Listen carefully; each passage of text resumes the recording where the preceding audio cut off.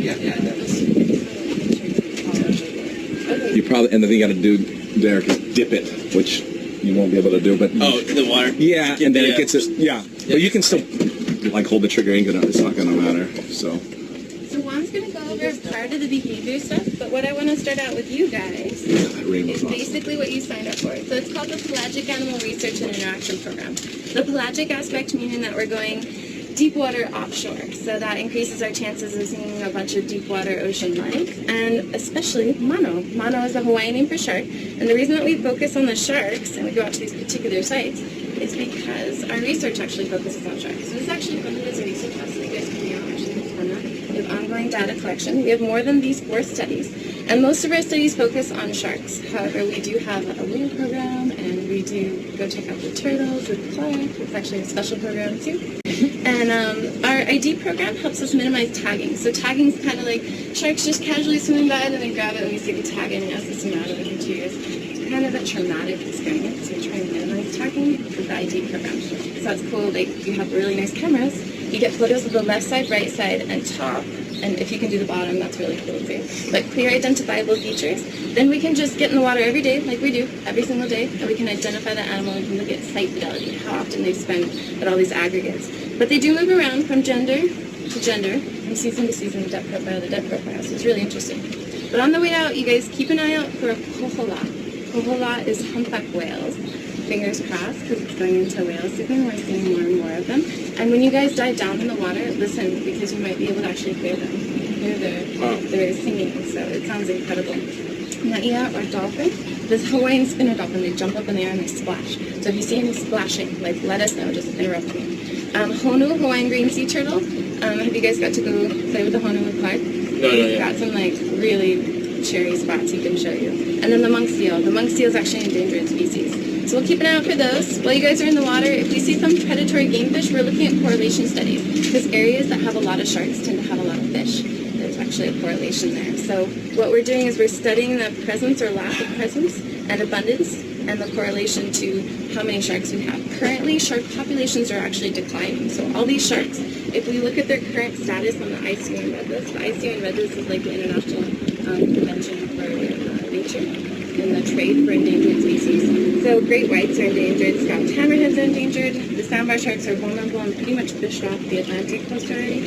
Galapagos, vulnerable. Same thing with the silky and the mako. And the tiger shark, because we get to see a tiger shark today, you are so lucky.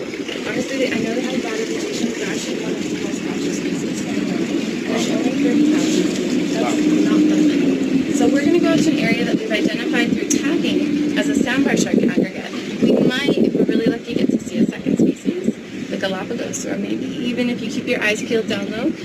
Last week we had a huge school of scalloped hammerheads, and if you're ridiculously lucky, the tiger shark, fingers crossed, love the tiger sharks. And if you're like won the lottery, then it's the great white, which Juan photographed a great white, pretty much at the same spot we're taking you, so around December. Actually, was it December 5th? Oh, I would be in, dude. I hate to say it. December 27th. We're still a little This early. coffee's going to make me jump in there so fast. So, Killer whale. Don't forget the killer whales is possible. We had orcas. That would we had false killer whales. We had false killer whales swimming with the sharks. What does that mean, false killer? False killer whales, they're not like orcas, it's a different species. They look more like pilot whales. But it was really interesting studying the paper. But anyways, I'll tell you guys a little bit more about their biology and physiology, and then Juan's going to go over behavior. And this is really kind of, newer research because in the aspect of body language, it's like, well, dogs bark at one another, but they also use their body language, right? Cats meow and they use body language. Horses, body language. Sharks use a lot of body language to communicate with one another.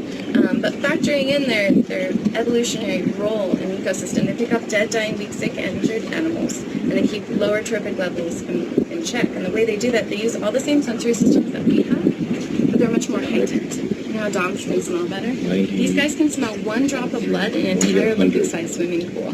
Now, it's fine if you guys have a cut or something like that. They're not attracted to human blood. It's not going to make a big difference. You guys can also What about crapperman? Because I might. You must be down current of me. That's the only Absolutely. You must be down current of me. The sound, they can hear us for over 2 kilometers away. The eyesight, many species have the same number of rods and cones that we do, so we can actually, we think that they see in color, and they can see high contrast. Every species is unique. Some species actually have a yellow iris, they can block back yellow light. Some species actually have a beautiful blue iris, like a great white, actually has a blue iris, and they can see better in a blue tone.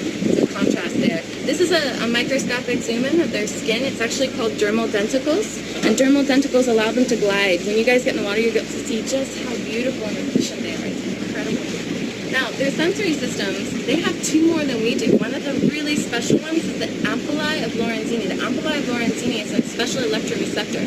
So as they swim through you guys, it can actually pick up that electrical impulse that every living organism puts out. Now, if you have a weak electrical impulse around you that you see interested fish or a GoPro, they might want to bump and or bite your GoPro. So who has a GoPro? Yeah. You have one on the floor. And big.